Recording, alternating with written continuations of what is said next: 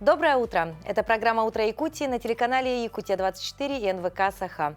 У нас сегодня пятница, последний рабочий день, впереди отличные, замечательные выходные, но пятницу нашу никто не отменял. И сегодня наш эфир, как всегда, будет наполнен полезной информацией, интересными гостями, замечательными рубриками, ну и, конечно, последними новостями, которые произошли на территории нашей республики и за ее пределами. Поэтому оставайтесь с нами в течение ближайшего часа, просыпайтесь, заряжайтесь энергией.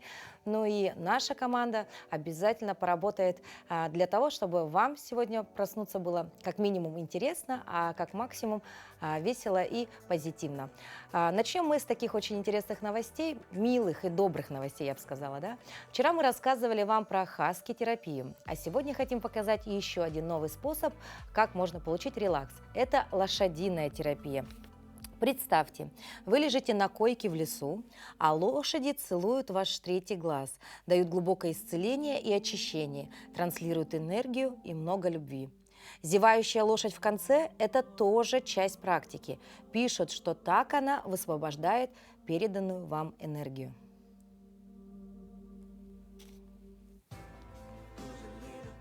Вы думали, в России пробки, а вот в Китае студенты устроили велосипедную пробку из-за пельменей.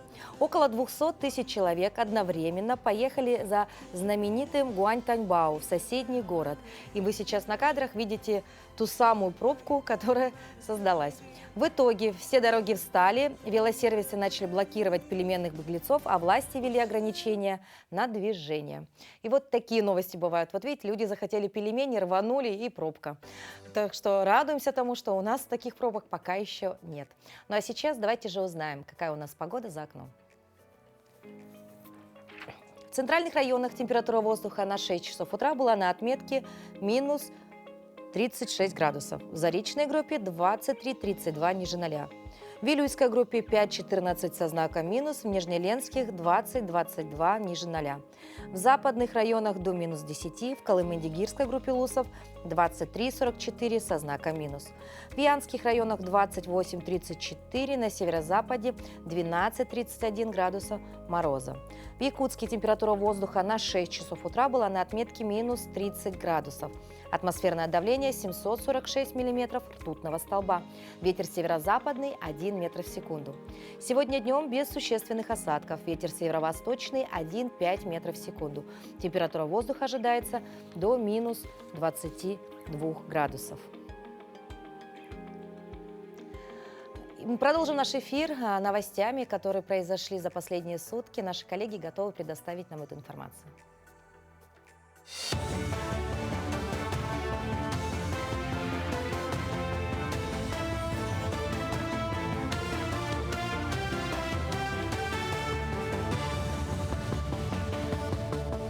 Доброе утро, коллеги! Доброе утро, Якутия! Далее блок новостей.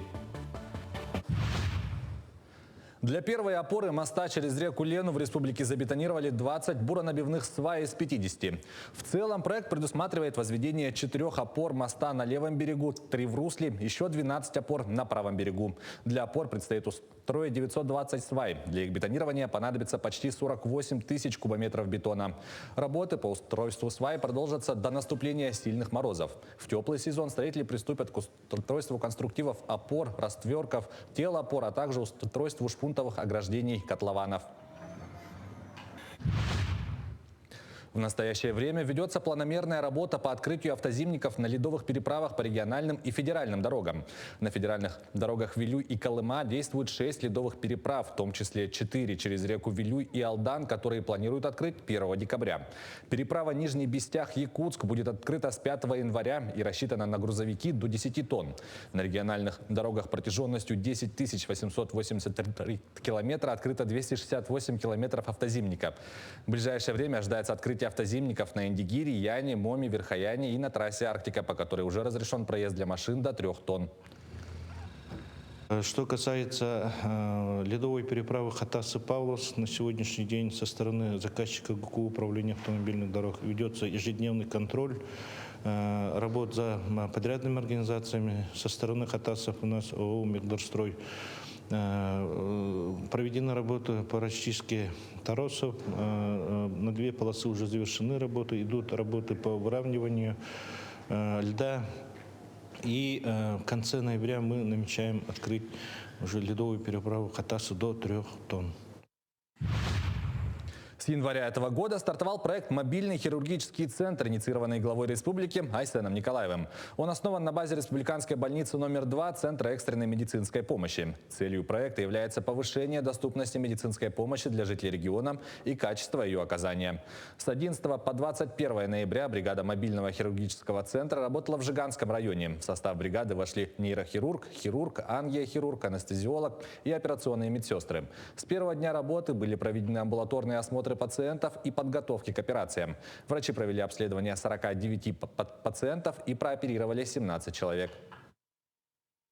Прооперировали порядка 17 пациентов. Из них проведено 7 холецистектомий мини-доступами, 4 варикосэктомии пациентам с варикозным заболеванием вен нижних конечностей. Также проведено 5 операций по поводу грыж передней брюшной стенки на базе Жиганской ЦУП. И попутно мы вправили 1 вывих плечевой кости, плечевого сустава пациенту и провели удаление металлоконструкции ребенка 8 лет. По программе 50 спортзалов в школах ДФО в образовательных учреждениях Якутии возвели 6 спортивных залов. 3 из них уже введены, еще 3 находятся на завершающей стадии строительства.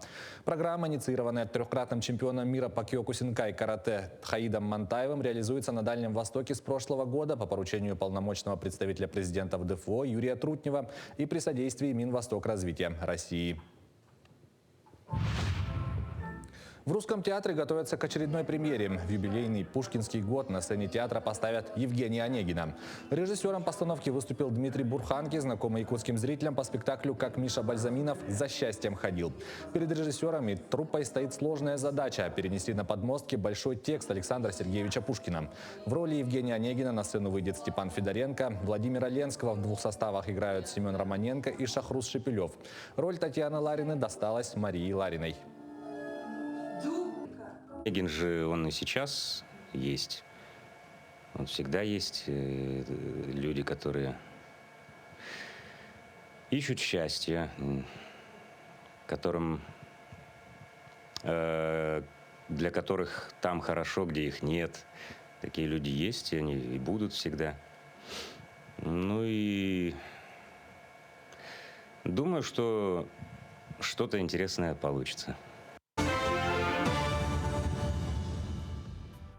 Сегодня 22 ноября, и по народным приметам в этот день нельзя стричься, красить или укладывать волосы, а также делать маникюр и педикюр. Это плохая примета, привлекающая болезни и неприятности. Чем же еще запомнился этот день, узнаем далее.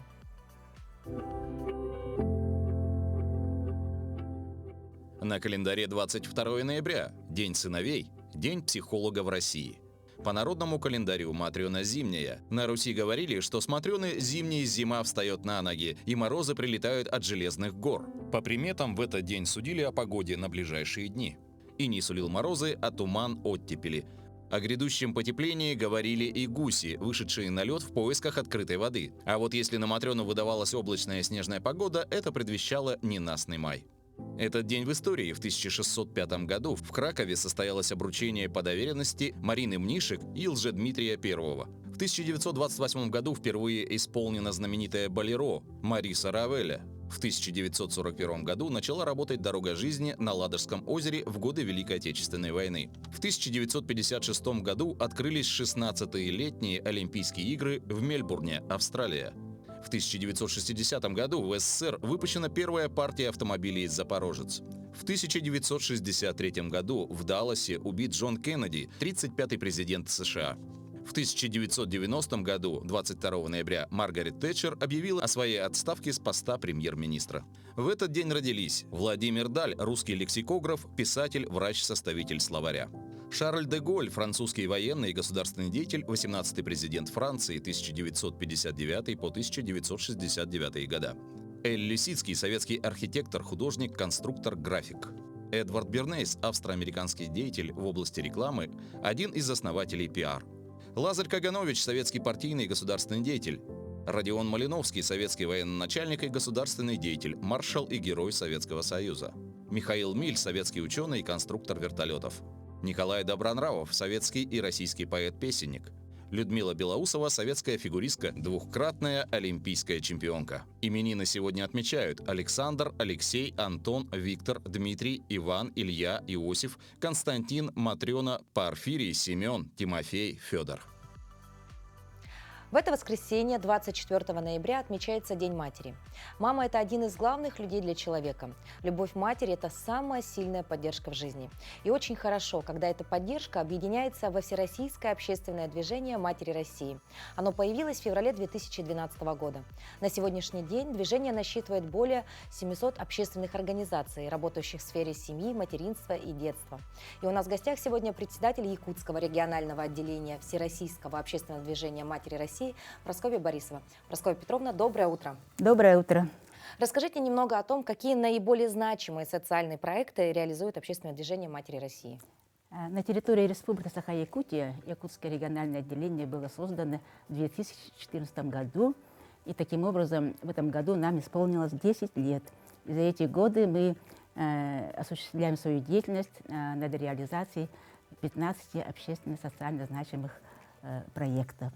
Это такие, как вот «Здоровая мама, здоровый ребенок», работа нашего экспедиционного зала «Материнская слава Якутии», поддержка и пропаганда грудного вскармливания, День сына, День дочери, «Дети-герои» проектах у нас еще есть, да.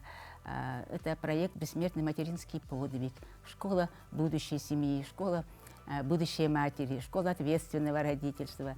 И школа «Юная леди» – это наш новый проект, который мы начали в прошлом году. Ну, конечно, рассказать обо всех да, проектах будет очень сложно и да. займет время, да. Но давайте понемногу о некоторых из них, да. Поговорим о проекте «Здоровая мама, здоровый ребенок». Вот о чем этот проект, основные цели и задачи. «Здоровая мама, здоровый ребенок» – этот проект у нас с 2014 года существует в нашем общественном движении. И цель его – это охватить медицинским обслуживанием населения, матерей и детей, находящихся в отдаленных северных улусах. И мы, работая и подписывая соглашения с такими нашими социальными партнерами, как акционерная компания «Алроса», целевой фонд будущих поколений, и при их финансовой поддержке осуществляем реализацию этого проекта. И выехали за эти годы 19 раз в северные вот отдаленные улусы арктические, охватили более 7 тысяч жителей, то есть матерей и детей.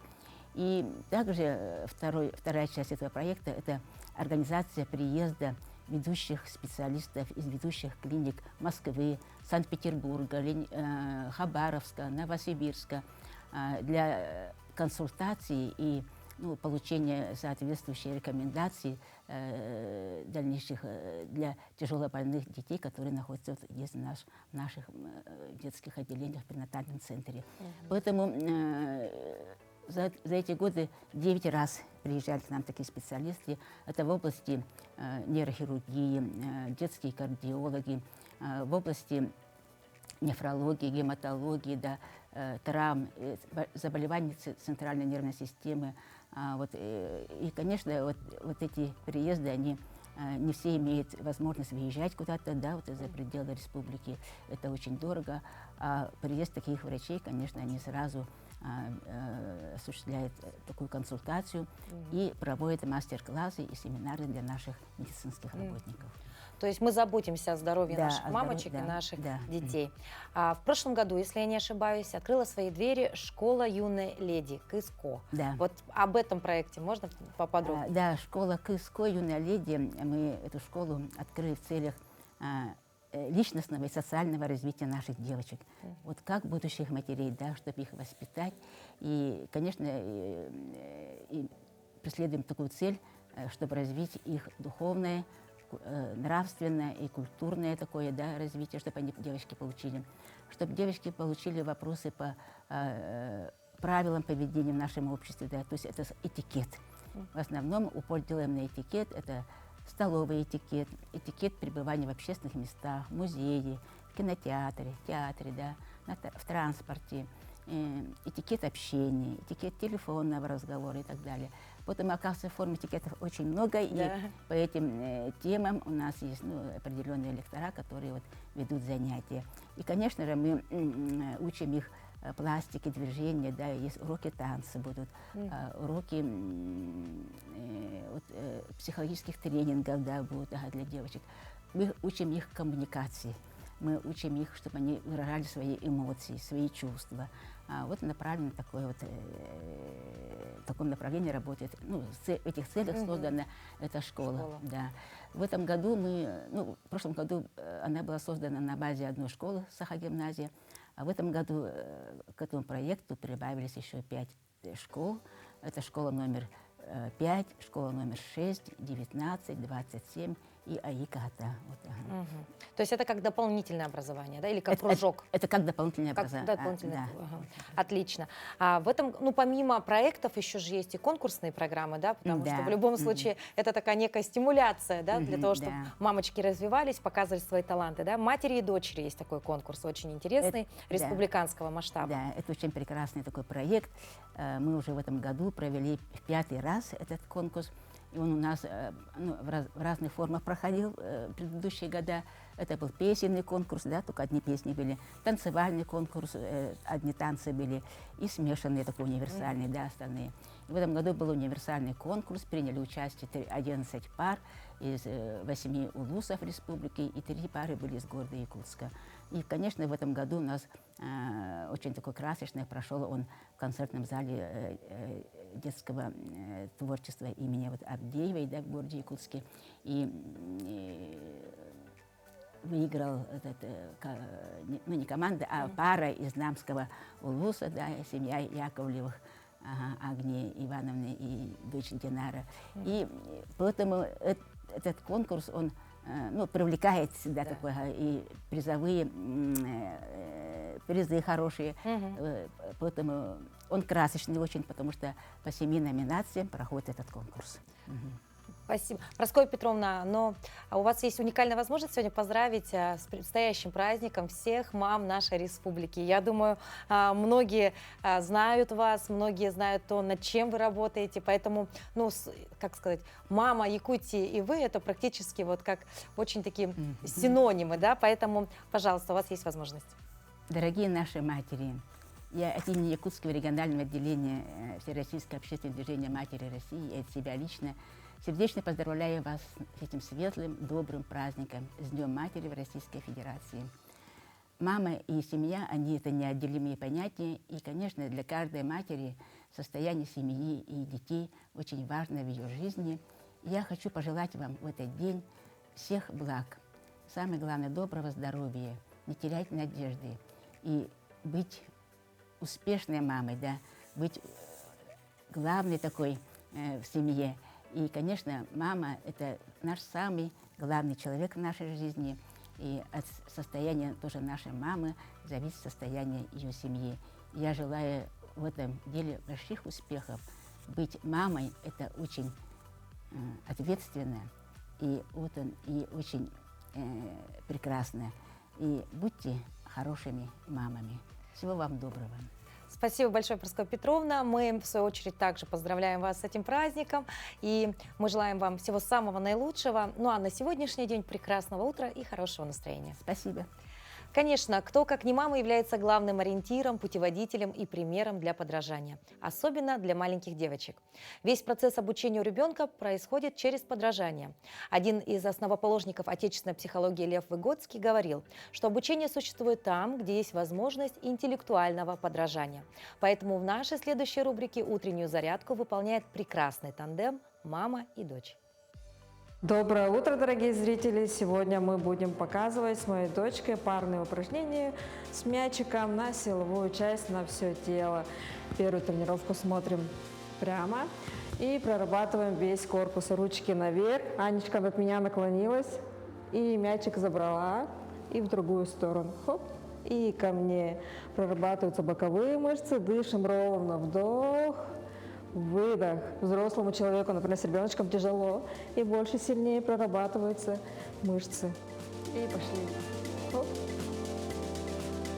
Хоп.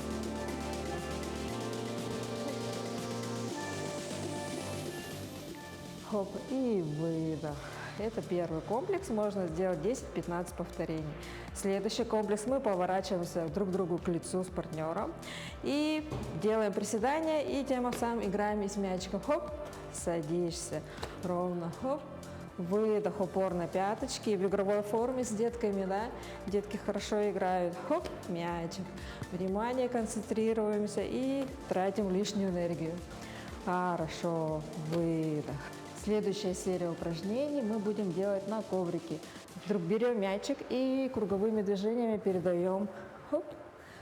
Прорабатываются косые мышцы живота, животик можно прижать. Хоп. Также и может и в другую сторону пошли. Хоп, Аня, лови. Вестибулярный аппарат, да? Хорошо прорабатывается.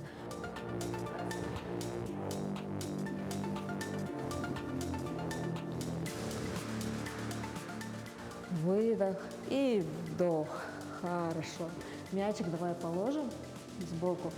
Беремся цепкой с ребеночком друг к другу. Аня, ножки прижала к полу, прямые. И ходим. Хоп, хоп, хоп.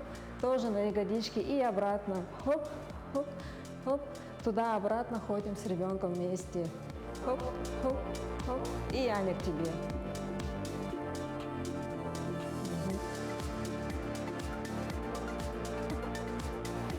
И к тебе. Вот такой комплекс мы с Аней показали вам сегодня, чтобы вы были здоровы, энергичны и бодры. Кулинария также может быть полезным процессом для семьи, так как совместное приготовление пищи укрепляет отношения и сближает членов семьи. Днем взрослые всегда на работе, дети на занятиях, а вот вечер должен быть душевным ужином за общим столом. Приготовление пищи вместе с ребенком способствует его когнитивному развитию. Помогая маме на кухне, малыш получает важные для жизни навыки, учится ответственности и самостоятельности. Берем на заметку наш следующий рецепт и попробуем приготовить его всей семьей.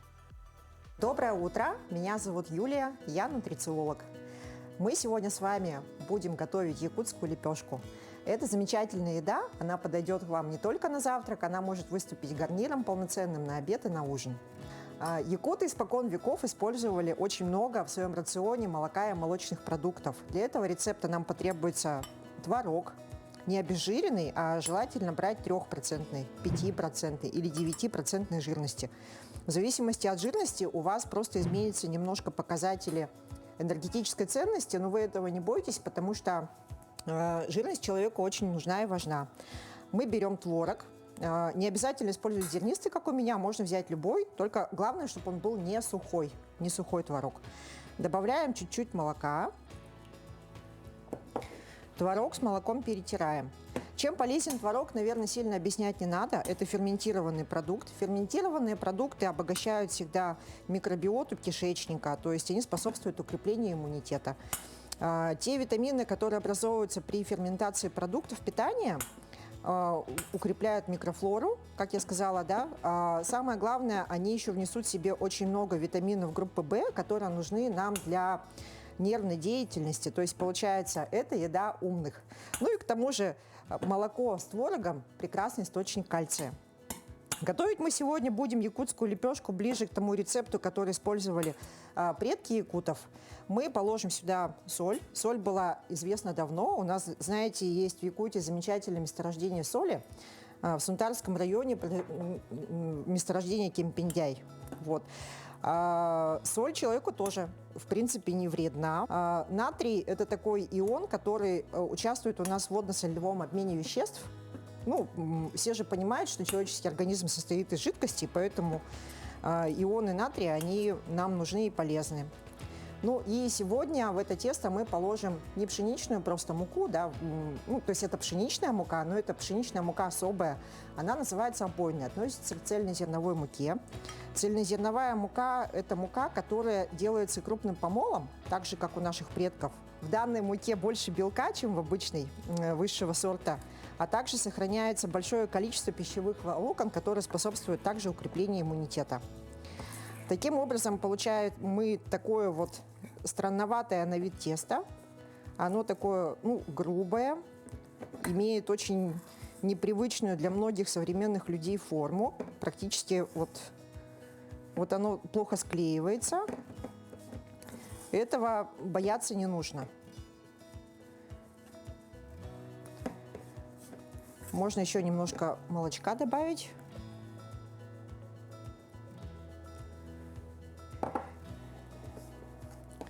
Вот, мы получили такое клейкое достаточно тесто. Мгм. И сейчас из него мы сформируем небольшие шарики. Лепим шарики. Делаем из них небольшие лепешечки.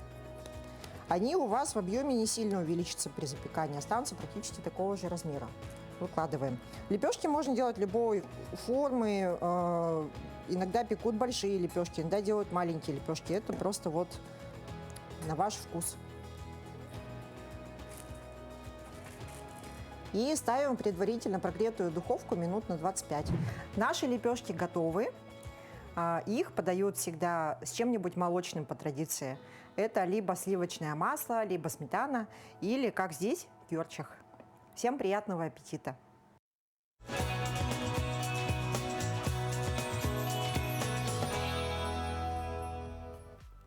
Государственный симфонический оркестр «Симфоника Арктика» филармонии Якутии под управлением заслуженного деятеля искусств Республики Саха-Якутия Натальи Базалевой представит концерт «Земля веры».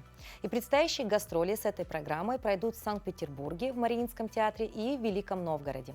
Рассказать подробнее об этом к нам в гости пришла генеральный директор Государственной филармонии Республики Саха-Якутия Туяра Пестрякова. Туяра Игоревна, доброе утро. Доброе утро. Каковы у нас ожидания, в первую очередь, от таких гастролей, потому что мы понимаем, что это достаточно масштабное мероприятие, да, и уровень очень высокий.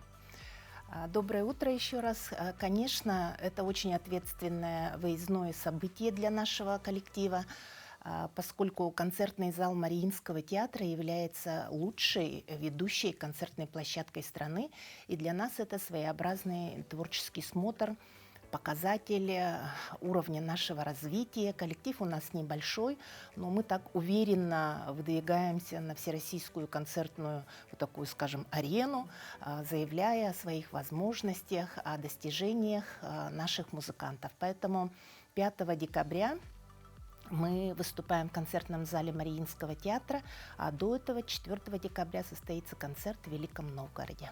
Ну, я думаю, все жители и гости этих городов обязательно придут посмотреть, и мы уверены в том, что зал будет полным, да. Ну, а вообще, как вы оцениваете значимость подобных гастролей ведь это все-таки федеральный уровень, да, для всего коллектива?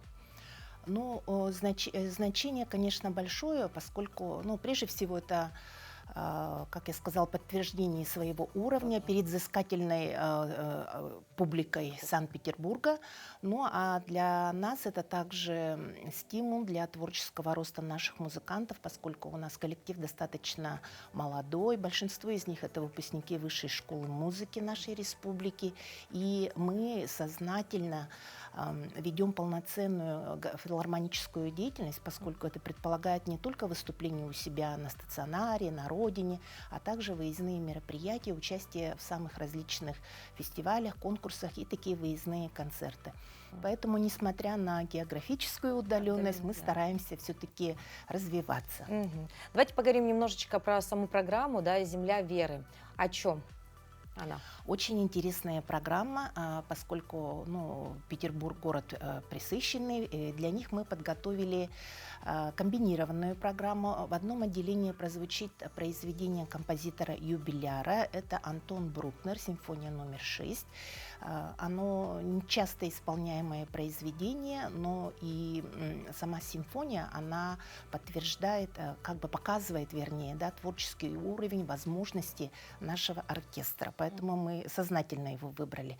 Ну а второе отделение, оно очень такое интересное, своеобразное, представляет современную музыку дальневосточников, скажем, да. Это будут премьеры якутского композитора Сарданы Заровняевой «Земля», «Сон шамана», и композитора из Бурятии Анастасия Дружинина. Вот ее хореографическая сюита так и называется «Земля веры». Баргуджин Тукум.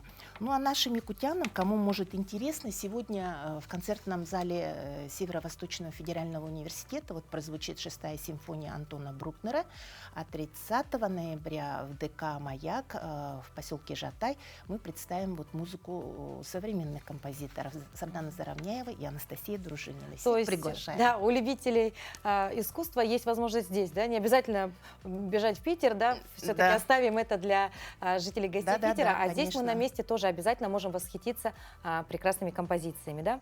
А вот будущее после подобных гастролей, то есть достигли такого уровня, дальше что-то планируется или пока просто работаем над тем, что есть у нас? Ну, мы, якутяне, все знают, что ведется строительство для нас и концертного зала в Арктическом центре эпоса и искусства.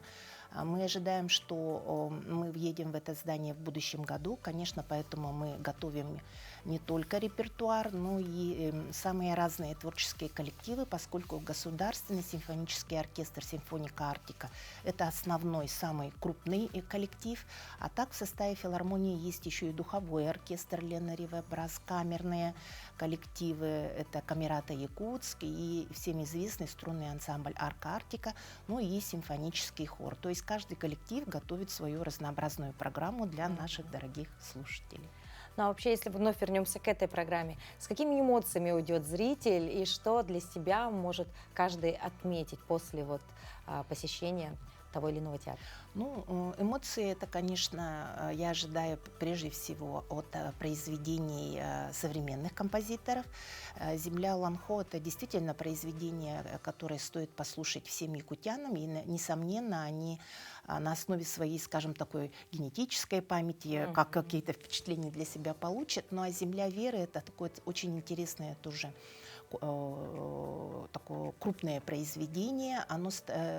Именно Анастасия Дружинина стала лауреатом Всероссийского конкурса молодых композиторов, партитура, в состав которого вошла и наш художественный руководитель Наталья Базалева. Именно там во время прослушивания она отметила для себя это произведение, и именно для Анастасии Дружининой мы учредили свой приз. Это исполнение симфоническим оркестром этого произведения. Очень интересное, всем рекомендую. Вера Игоревна, спасибо большое за то, что посетили наш эфир. Мы желаем филармонии нашей республики, конечно же, развития, творческого вдохновения, но и побольше счастливого, благодарного зрителя и шквал оваций. Спасибо. Ждем всех на наших концертах. Спасибо. Получить хорошее образование и стать хорошим специалистом – дело не из легких. А ведь интерес к тем или иным профессиям, навыкам и увлечениям закладывается с детства. Кто из сегодняшних взрослых в детстве ограничил себя источник знаний лишь только школой? Конечно же, не было таких. Кружки, секции после обязательных занятий были нормой, и эти традиции сохраняются по сей день. Причем школьное и дополнительное образование строится в нашей стране как единая система, потому что они эффективны тогда, когда дополняют друг друга. В Нерингре уже много лет работает Центр развития творчества детей и юношества, в котором сегодня обучается около 3000 юных нерингринцев. Образование в центре обеспечивает не только адаптацию детей к жизни в обществе, но и в значительной мере профессиональную ориентацию.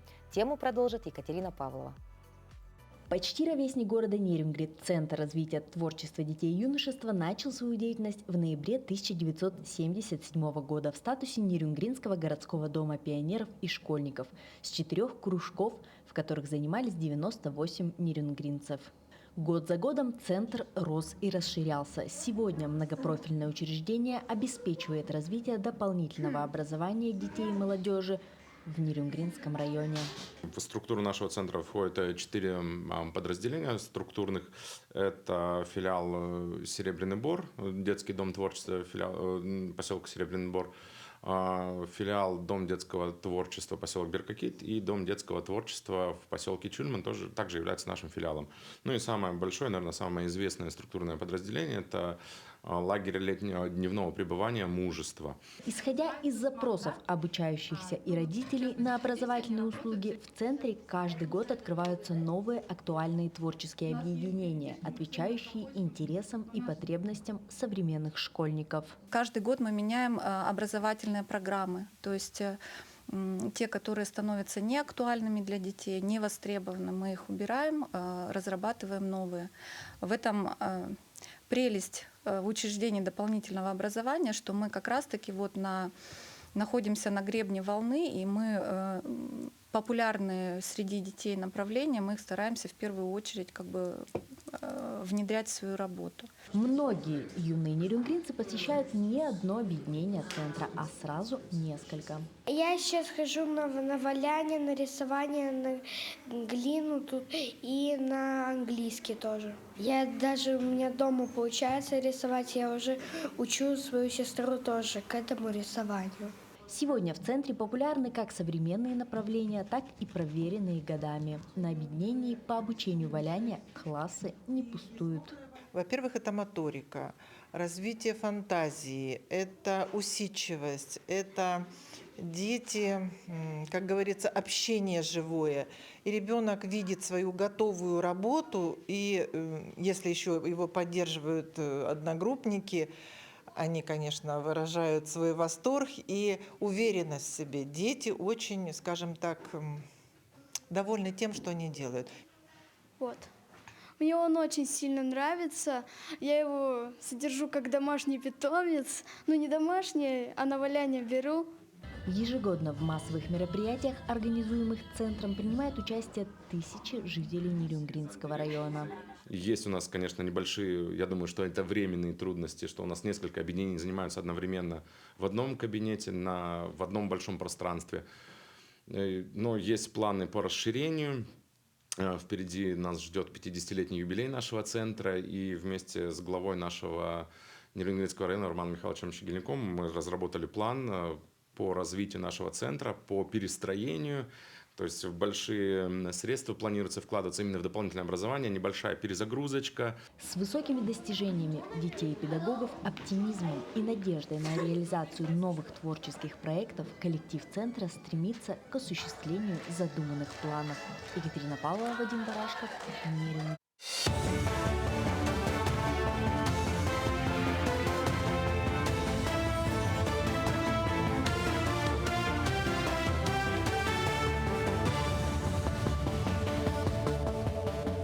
Далее блок новостей. Размер ипотечного кредита по рыночным программам в этом году составляет около 3,8 миллиона рублей, что примерно на 20% ниже, чем в прошлом году. Об этом сообщает пресс-служба ВТБ. При этом по оценке ВТБ по итогам 2024 года господдержка займет около 65% в выдачах ипотеки в России, а рыночные программы всего треть. Типичные ситуации, при которых россияне вынуждены брать дорогие кредиты, создание семьи, рождение ребенка или переезд в другой город.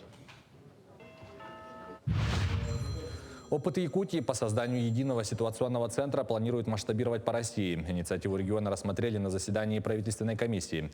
На заседании под руководством главы МЧС России Александра Куренкова положительно оценили опыт Якутии по созданию единого ситуационного центра. Его планируют масштабировать в других регионах страны. Об этом сообщил первый вице-премьер республики Джулстан Борисов. Кроме того, на заседании обсудили итоги года по охране лесов от пожаров и прохождению паводков и планы на следующий год. Интерактивная кардиологическая программа школы для врачей состоялась в Якутске. О новых стратегиях контроля сердечно-сосудистых рисков рассказывали эксперты Национального медицинского исследовательского центра академика Чазова.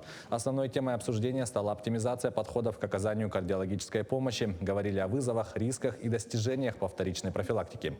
Показательным выступлением стало рассмотрение реального клинического случая сердечного заболевания. Интерактивную обучающую программу посетили врачи-кардиологи и терапевты со всех учреждений здравоохранения Якутска. Также онлайн трансляцию смотрели врачи из районных больниц. Наша одна из важнейших задач сейчас – это подготовить коллег к новому федеральному национальному проекту. Национальный проект «Продолжительная активная жизнь». В следующие 6 лет они будут направлены на профилактическую медицину, то есть ранняя диагностика заболеваний, правильная профилактика заболеваний, борьба с факторами риска. И вот за счет воздействия на взаимодействия с этими пациентами, с этими людьми, мы рассчитываем на существенное снижение смертности от болезней системы кровообращения, увеличение ожидаемой продолжительности жизни. Ожидаемая продолжительность жизни 78 лет к 2030 году. В Нюрбинском районе завершается неделя, посвященная правовой помощи детям, приуроченной ко Всероссийскому дню правовой помощи детям. Филиал Центра занятости населения Нюрбинского района организовал и провел 10-й районный семинар для старшеклассников «Трудовая адаптация» в рамках реализации мероприятий Всероссийского дня правовой помощи детям. Этот совместный проект Центра занятости населения и психолога высшей категории, отличника образования республики Ирины Пахомовой. Целью данного мероприятия является правовое консультирование школьников по вопросам прав детей, повышение правовой грамотности, юридических аспектов по временному трудоустройству. Особое внимание обращаем на детей, которые состоят на разных учетах. И каждый год район через свою муниципальную программу финансово поддерживает вот этот проект. И каждый год предусматривает финансирование для того, чтобы вот несовершеннолетние в летнее время смогли работать на разных общественных работах и в разных трудовых коллективах. В Мирнинском районе определили лучшего воспитателя Алмазного края. В алмазной столице состоялся ежегодный конкурс профессионального мастерства «Воспитатель года». Конкурсантам предстояло показать конкретные методические приемы или технологию, отражающую современные тенденции развития дошкольного образования и применяемую в детском саду. Также провести обучающий семинар с родителями воспитанников и в заключении на ток-шоу «Профессиональный разговор» обсудить актуальные проблемы современного дошкольного образования. Ну, первый опыт, я была вообще маленькая девочка, которая только-только пришла в профессию, еще ничего не знала, но тем не менее уже тогда я сделала свой первый старт, первый результат. Благодарю себя, что я не побоялась. Ну, до этого у меня, конечно, был тоже опыт. Я участвовала, стала победителем республиканского World Skills «Молодые профессионалы», когда еще обучалась в колледже. Вот. Поэтому был все равно опыт участия в конкурсе. Вот. А здесь я просто сделала свой старт, свою карьеру. К этому часу это все новости. Хорошего продолжения дня. Это «Утро Якутии», и мы продолжаем тему искусства. Мы можем понимать искусство или обходить его стороной, но встреча с прекрасным неизменно делает нас лучше, постепенно, капля за каплей, наполняя особенным и ни на что не похожим счастьем. Лев Толстой определял искусство как деятельность, посредством которой человек, испытав какое-либо чувство, намеренно передает его другим. Последние научные исследования показывают нам, что это не случайно, ведь созерцание произведений приносит нам только пользу. Художник Эдуард Браговский относится к тем художникам, чье понимание живописи воспитано традициями русской культуры. Он родился в 1923 году в Тбилиси, а в 1927 году семья переехала в Москву. И вот с этого времени началось его понимание живописи. Посетив Третьяковскую галерею, он навсегда связал свою жизнь с искусством.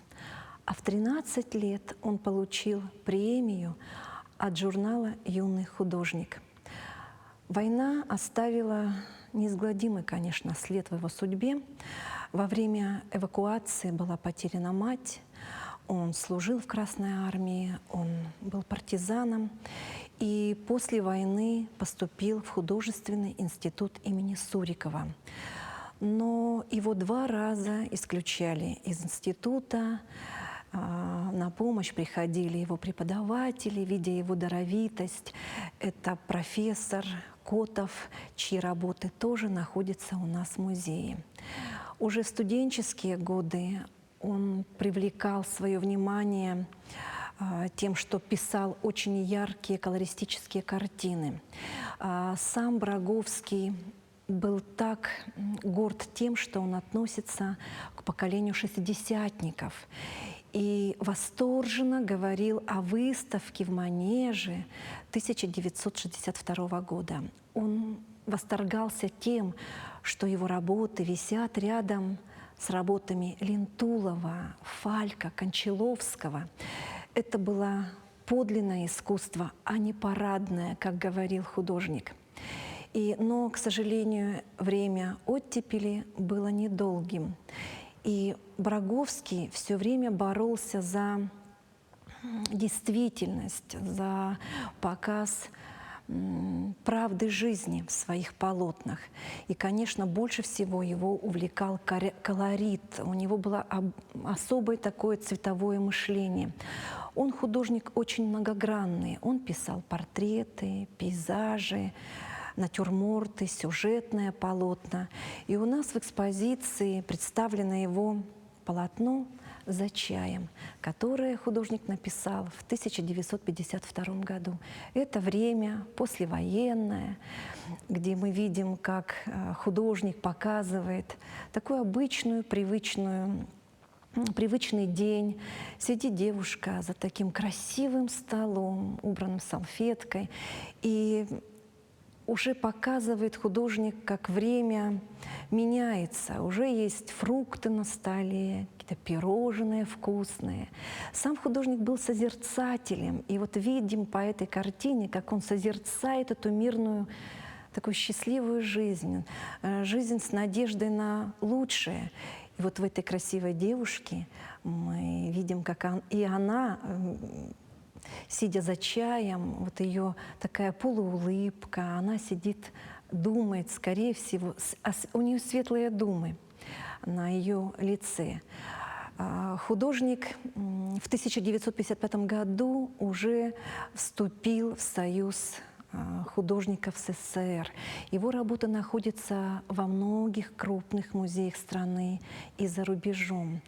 И каждое его полотно — это такая непрерывная цепь событий, это такой разговор природы, людей и даже предметов.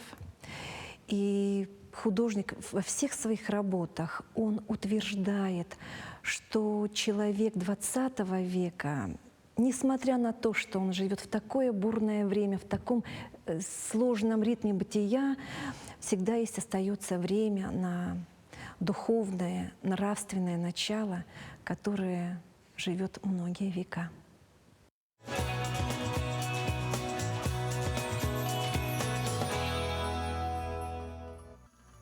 В России ежегодно 22 ноября свой профессиональный праздник отмечают психологи, специалисты, которые изучают поведение и психику человека, а также помогают гражданам и обществу в целом справляться с вызовами современного мира.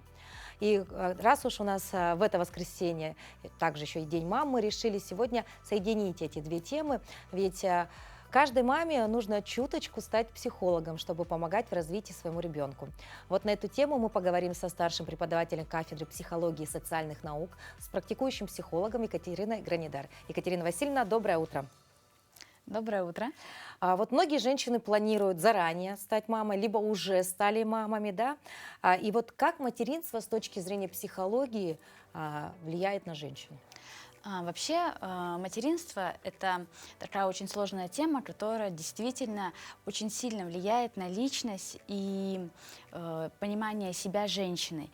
Появление ребенка в семье не только внешне очень сильно меняет жизнь, когда женщина первый год жизни, например, полностью привязана к ребенку и обеспечивает полностью его жизнедеятельность, но и, например, влияет на такое восприятие себя, когда женщины вообще, например, в первые годы жизни, да, даже теряют такое местоимение, как «я», да, и появляется вместо него местоимение «мы». Когда женщина-ребенок интегрируется, это, конечно, влияет и на то, как мы думаем, и на то, как мы видим этот мир, на то, как я воспринимаю себя, на свою самооценку, на свою личность и, наверное, на какие-то свои вот перспективы и возможности. Но сегодня очень остро стоит вопрос о правильном воспитании ребенка, да? Вот с точки зрения психологии, есть ли какой-то определенный регламент поведения правильного родителя? Или все-таки это вещь индивидуальная и нет такого общего правила? Ну, конечно, есть какие-то каноны определенные, но вот поговорим на тему правильное воспитание ребенка. Правильное воспитание ребенка – это вообще моя любимая тема, потому что правильное воспитание ребенка, естественно, мы понимаем, что с вами нет.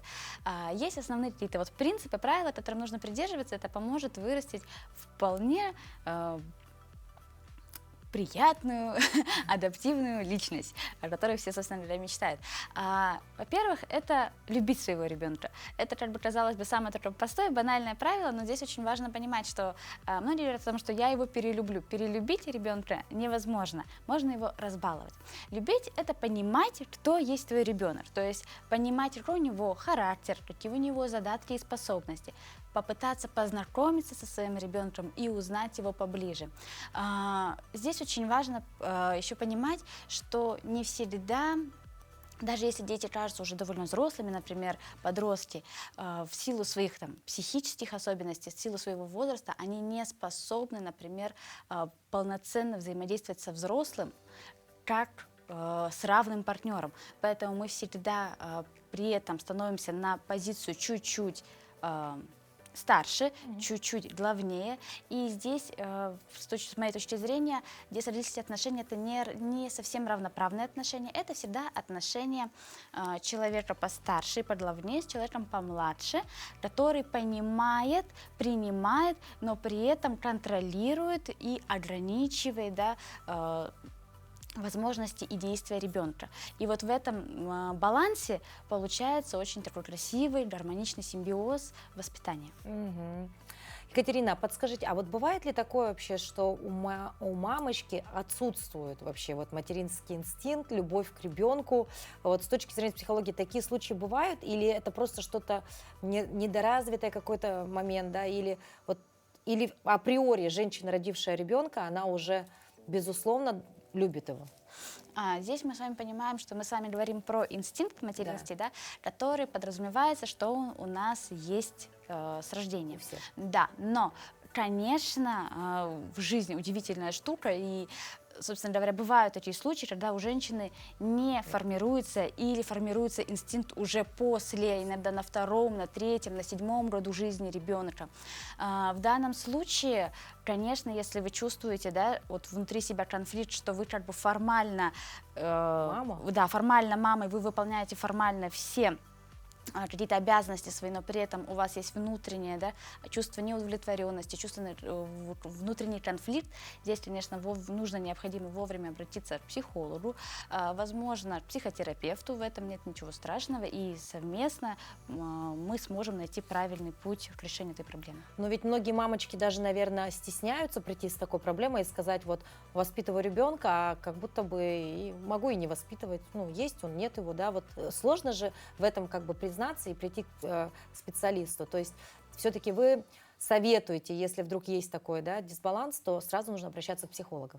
Да, здесь очень важно понять, что для вас является важнее, потому что вы действительно можете стесняться, тема довольно деликатная, но если вы с этой темой будете идти дальше, то возможно, что проблема будет только усугубляться, и ваша внутренняя неудовлетворенность собой, своей жизнью, своим будущим, она будет нарастать, будут портиться отношения с ребенком, соответственно, будет ухудшаться ваше качество жизни, просто потому что вы начнете встречать проблемы, когда против вас выступает, в конфронтацию вступает сами ваш ребенок, который всеми путями пытается добиться вашего расположения, а вы ему дать этого не можете. И здесь у нас есть и злоба, и чувство вины, и страх, и агрессия, и непонимание себя, и это все будет существенно снижать качество вашей жизни.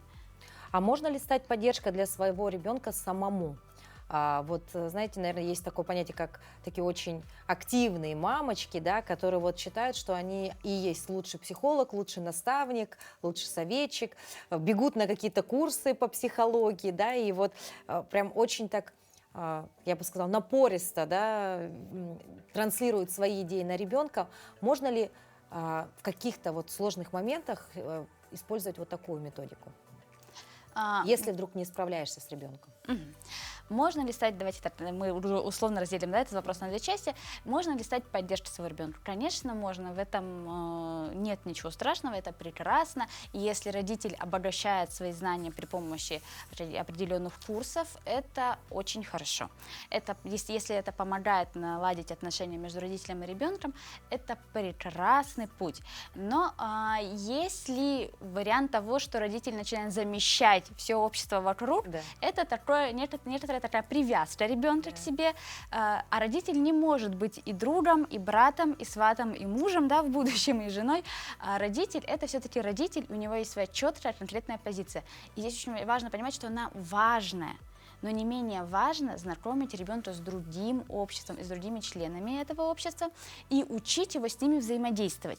Он должен натыкаться на какие-то трудности, взаимодействовать, учиться договариваться с другими людьми.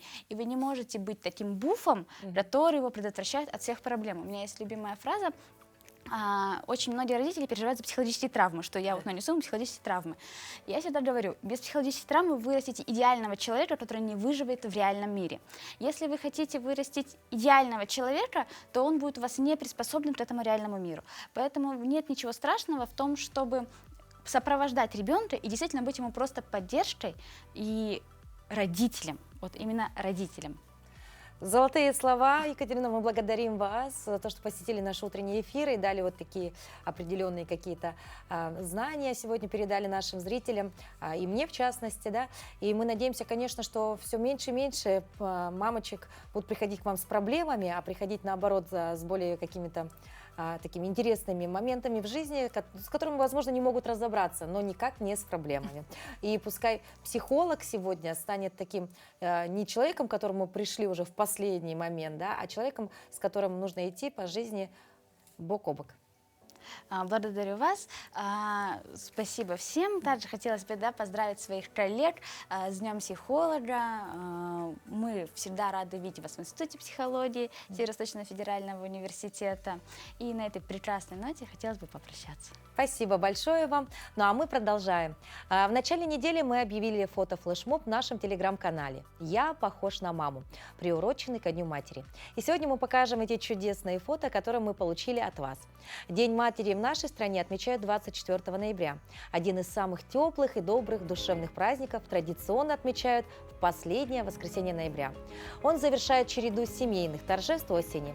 В третье воскресенье октября в России отмечают День отца, а 28 октября – День бабушек и дедушек. В этот день хочется сказать спасибо всем мамам на планете за самый лучший подарок – за жизнь. Дорогие наши мамы, поздравляем вас с Днем матери, желаем душевных сил, жизненной мудрости, ангельского терпения, женского счастья, взаимной любви и домашнего уюта. Спасибо вам, родные, за то тепло, за ту нежность, ласку и заботу, которую вы так искренне отдаете детям. Желаем вам, наши дорогие, всегда и везде чувствовать себя нужными и любимыми. С праздником, дорогие мамы!